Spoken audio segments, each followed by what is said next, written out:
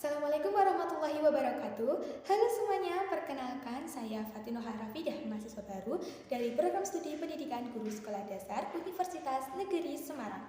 Pada kesempatan ini saya akan menyampaikan pemahaman saya terkait beberapa materi pada mata kuliah pengantar ilmu pendidikan dan menjawab dua pertanyaan reflektif yang diberikan. Nah, jadi yang pertama, materi pertama yaitu mengenai ilmu dan konsep dasar pendidikan sebagai bidang keilmuan.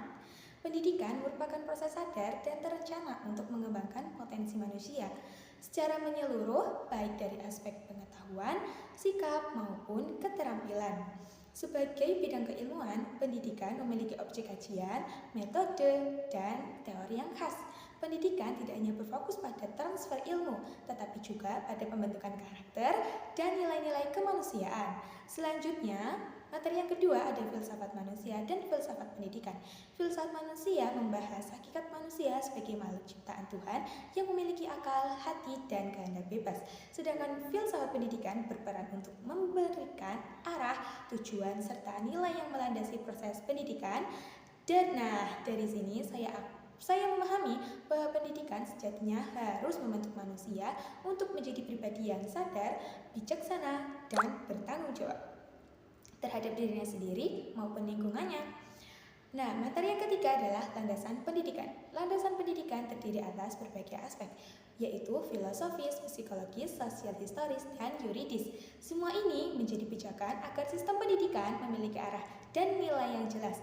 Misalnya, landasan yuridis bersumber dari Undang-Undang Sistem Pendidikan Nasional yang memastikan bahwa setiap warga negara berhak memperoleh pendidikan yang layak dan bermutu. Kemudian, materi yang keempat ada asas-asas nasional dan konsep education for all. Asas nasional memberikan pendidikan kita berakar pada Pancasila dan Undang-Undang Dasar 1945 yang menekankan kemanusiaan, persatuan, dan keadilan. Sedangkan education for all berarti pendidikan harus terbuka bagi siapapun tanpa diskriminasi. Prinsip ini mengingatkan saya pada setiap anak berhak mendapatkan kesempatan belajar dan tugas seorang pendidik adalah menciptakan lingkungan yang inklusif dan menghargai keberagaman. Materi selanjutnya, etika dan profesionalisme dalam pendidikan. Guru yang profesional tidak hanya menguasai materi pelajaran, tetapi juga menjunjung tinggi etika kejujuran dan keteladanan.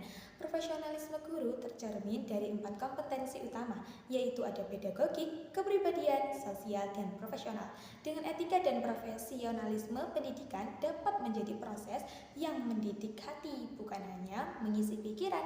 Kemudian, materi selanjutnya ada dimensi kemanusiaan. Pendidikan harus menyentuh seluruh dimensi manusia, baik fisik, intelektual, sosial, emosional, dan spiritual. Artinya, guru tidak cukup hanya berperan sebagai pengajar, tetapi juga sebagai pembimbing yang teladan yang memahami kebutuhan serta karakter setiap siswa. Kemudian, saya akan menjawab 2 soal reflektif di bawah. Kemudian saya akan menjawab 2 soal reflektif. Jadi yang pertama, baik, selanjutnya saya akan menjawab 2 soal reflektif. Jadi, kita menjumpai di masyarakat ada orang baik dan ada orang jahat. Mengapa sih demikian? Kenapa guru harus mengupayakan agar murid-muridnya ke depan menjadi orang baik? Upaya-upaya apa sih yang akan dilakukan kelak ketika saya dan teman-teman menjadi guru agar murid-muridnya menjadi orang baik? Jadi, menurut saya, perbedaan antara orang baik dan orang jahat disebabkan oleh banyak faktor seperti lingkungan keluarga, lingkungan pergaulan, pengalaman hidup, dan pendidikan yang diterima. Pendidikan moral dan karakter memiliki peran besar dalam membentuk kepribadian seseorang. Sebagai calon guru, saya akan berupaya mengedepankan nilai-nilai kebaikan melalui pembiasaan positif di kelas, biasanya dengan membangun budaya saling menghargai, jujur, dan bertanggung jawab. Saya juga ingin menjadi teladan bagi siswa saya karena anak-anak belajar bukan hanya dari apa yang didengar, tetapi juga dari apa yang mereka lihat. Selain itu, saya akan menggunakan metode pembelajaran yang menumbuhkan empati dan refleksi diri agar siswa mampu berpikir kritis sekaligus memiliki hati yang lembut dan peduli terhadap sesama.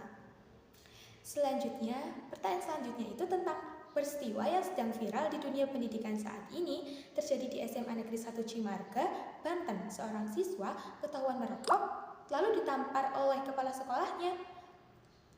dan kemudian melaporkan polisi hingga kepala sekolah dinonaktifkan. Bagaimana tanggapan saya? Jadi, menurut saya, peristiwa ini menjadi cerminan bahwa dunia pendidikan tidak hanya tentang pengetahuan, tetapi juga tentang bagaimana membangun komunikasi dan empati di antara guru, siswa, orang tua. Saya memahami bahwa tindakan menegur siswa yang melanggar aturan adalah bagian dari kedisiplinan. Namun, cara yang digunakan harus tetap menjunjung tinggi nilai kemanusiaan. Kekerasan dalam bentuk apapun tidak bisa dibenarkan dalam konteks pendidikan.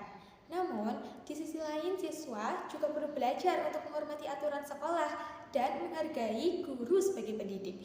Idealnya, penyelesaian masalah dilakukan melalui dialog terbuka dan pembinaan, bukan dengan emosi maupun jalur hukum yang memperkeruh keadaan. Sebagai calon pendidik, saya belajar bahwa disiplin harus dibangun dengan kasih sayang dan komunikasi yang baik, bukan dengan kekerasan. Dan begitu sekolah bisa menjadi tempat yang aman dan mendidik bagi semua pihak. Baik, jadi saya percaya bahwa pendidikan bukan hanya saran untuk mencerdaskan, tetapi juga untuk memanusiakan manusia. Semoga kita semua bisa menjadi pendidik yang berilmu, beretika, dan membawa perubahan bagi generasi baik di masa depan. Terima kasih. Wassalamualaikum warahmatullahi wabarakatuh.